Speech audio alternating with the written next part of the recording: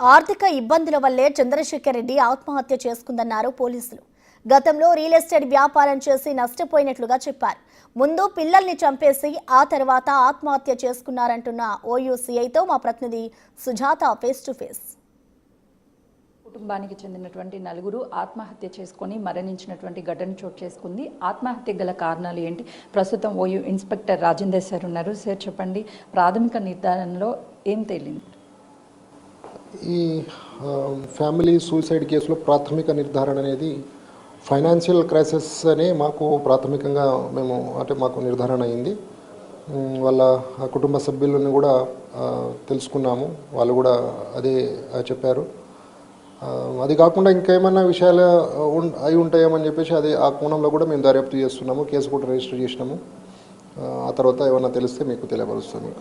చంద్రశేఖర్ రెడ్డి ఎక్కడ వర్క్ చేసేవాళ్ళు, ఎలా ఉంటుంది ఫ్యామిలీ, చుట్టుపక్కల వాళ్ళు ఏమైనా చెప్తున్నారా? ఫ్యామిలీ అంతా బాగానే ఉంటుండే, వాళ్ళిద్దరి మధ్యలో కూడా ఎటువంటి విభేదాలు లేవు, భార్యాభర్తల మధ్యలో కూడా. ఈయన ఇంతకుముందు 2014లో రియల్ ఎస్టేట్ బిజినెస్ చేస్తుండేవాడు. తర్వాత ఏదో లాస్ జరిగింది, దాని తర్వాత ఈ బిజినెస్ ఎందుకు టీచింగ్ ఫీల్డ్కి వద్దాంలే. ఈయన కెమిస్ట్రీ కూడా మంచి ఎంఎస్సీ చేసినాడు. నారాయణ కాలేజ్లో కెమిస్ట్రీ లెక్చరర్గా కూడా పనిచేసినాడు. దాని తర్వాత 5-6 months బ్యాక్ జాబ్ కూడా ఆయన క్విట్ చేసేసి ఇంట్లోనే ఉండేవాడు. ఈ ఇబ్బందుల వల్లనే, ఆర్థిక ఇబ్బందుల వల్లనే ఫ్యామిలీ మొత్తం సూసైడ్ చేసుకున్నట్టు మాకు ప్రాథమిక నిర్ధారణలో మాకు తెలిసింది. సార్, జాబ్ మానేశాక అటు ఫైనాన్షియల్గా ఏమన్నా ఇటు చంద్రశేఖర్ రెడ్డి కుటుంబ సభ్యులతో కానీ లేకపోతే కవితారెడ్డి కుటుంబ సభ్యులతో కానీ షేర్ చేసుకోవడం కానీ మనీ అడగడం కానీ ఇదేదన్నా చేశారా సార్? కవిత వాళ్ళ బ్రదర్ చెప్పిన దాని ప్రకారం అయితే ఒక 4-5 lakhs కావాలంటే కూడా ఇంకా 2 రోజులు ఆగమ్మ, నేను అరేంజ్ చేస్తానని కూడా ఈ కవిత కుటుంబ సభ్యులు అయినటువంటి వాళ్ళ అన్న కూడా చెప్పిండు. అదేవిధంగా ఈ చంద్రశేఖర్ రెడ్డి వైపు కుటుంబ సభ్యులు కూడా ఇంతకుముందు కూడా హెల్ప్ చేసినారు. ఈ ఆర్థిక ఇబ్బందులు ఉంటే వాళ్ళకు అంటే తోచిన విధంగా వాళ్ళకు అంటే వాళ్ళ స్తోమతను బట్టి వాళ్ళు కూడా హెల్ప్ చేసారు. అయినా కూడా ఈయన బయటపడలేదామని చెప్పేసి మేము అనుమానంలో ఉన్నాం.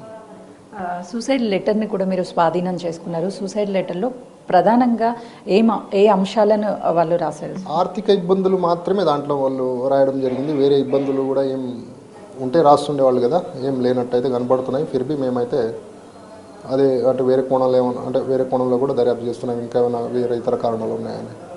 వాళ్ళు చనిపోవడంతో పాటు వాళ్ళ పిల్లల్ని ఎంతో గారాబంగా పెంచుకున్నటువంటి పిల్లల్ని కూడా చంపేశారు. వాళ్ళ పిల్లల గురించి ఏమన్నా ప్రస్తావించారా లెటర్? పిల్లల గురించి ఎక్కువ ప్రస్తావన జరగలేదు. అంటే ఒక ఎక్స్ట్రీమ్ స్టెప్ తీసుకుంటున్నాము, మిమ్మల్ని క్షమించండి అన్న మాట మాత్రం రాశారు. ఎక్స్ట్రీమ్ స్టెప్ అంటే వాళ్ళు చేసుకోవడంతో పాటు పిల్లల్ని కూడా చంపేస్తున్నాం కదా, మిమ్మల్ని క్షమించండి అన్నట్లా మెన్షన్ చేశారు. అంటే పిల్లల్ని ఎలా చంపేశారు సార్? వాళ్ళు ఆల్రెడీ హ్యాంగింగ్ చేసుకున్నట్లుగా కూడా ప్రాథమికంగా వాళ్ళ మార్క్స్ ఉన్నవి, అవన్నీ పిల్లల్ని ఎలా చంపేశారు? పిల్లల మెడ పైన కూడా మార్క్స్ ఉన్నాయి. అంటే వీళ్ళు బలవంతంగా స్ట్రాంగులేషన్ చేశారా లేకపోతే వాళ్ళకి ఏమన్నా ఊరి పెట్టినారా అనేది అది దర్యాప్తు జరుగుతుంది, నిర్ధారణ చేస్తాం. చంద్రశేఖర్ రెడ్డికి సంబంధించి వాళ్ళ ఫ్యామిలీలో అటు ఫైనాన్షియల్ కూడా వెల్ సెటిల్డ్, ఎక్కడ ఇబ్బందులు లేవు అని. అసలు వాళ్ళ ఫ్యామిలీ బ్యాక్గ్రౌండ్ ఏంటి సార్? బేసిక్గా వీళ్ళ ఫాదర్ దగ్గర చూసుకుంటే వ్యవసాయ కుటుంబమే. తర్వాత వీళ్ళ అన్నదమ్ములు కూడా ఒక తమ్ముడు, ఒక అన్ననేమో స్కూల్ రన్ చేస్తాడు, ఇంకో అన్న అసిస్టెంట్ ప్రొఫెసర్, ఇంకో అన్న వ్యవసాయం. పర్లేదు, ఎంత ఇబ్బందులు ఉన్నా కూడా వీళ్ళు ఓవర్కమ్ చేసే ఆస్తి అయితే ఉంది. ఇక సొసైటీలో ఇంత అప్పు చేసిన అనే అనుమానంతో మరి దేనితో అయితే కొంచెం కమిట్ చేసుకోవడం జరిగిందన్నట్టు మాకు అనుమానం. ఫైనల్లీ చంద్రశేఖర్ రెడ్డికి ఎవరైనా సరే డబ్బు ఇచ్చినటువంటి వాళ్ళు ప్రెజర్స్ తీసుకురావడం కానీ, వాళ్ళ నుంచి కాల్స్ రావడం కానీ, బెదిరింపులు రావడం కానీ ఇలాంటివి ఏమన్నా జరగడం వల్లే హ్యాంగ్ చేసుకొని కుటుంబ సభ్యుల్ని కూడా చంపేసి చనిపోయినట్లు ఏమన్నా భావిస్తున్నారు?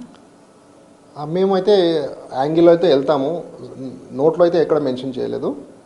ఫిర్బీ పర్టికులర్ పర్సన్ నుంచి నాకు ఇబ్బంది ఉంది, నాకు కాల్స్ వస్తున్నాయి, ఇబ్బంది పెడుతున్నాడు అనే విషయాన్ని ఎక్కడ కూడా మాకు తెలియపరచలేదు, మా నోటీస్కి అయితే రాలేదు. మేమైతే 360 డిగ్రీస్ యాంగిల్లో మాత్రం దర్యాప్తు చేస్తాం. ఏమైనా వేరే ఇబ్బందులు ఏమైనా ఉన్నాయనేది కూడా మేము తెలుసుకోవడానికి ప్రయత్నం చేస్తాం ఇన్వెస్టిగేషన్.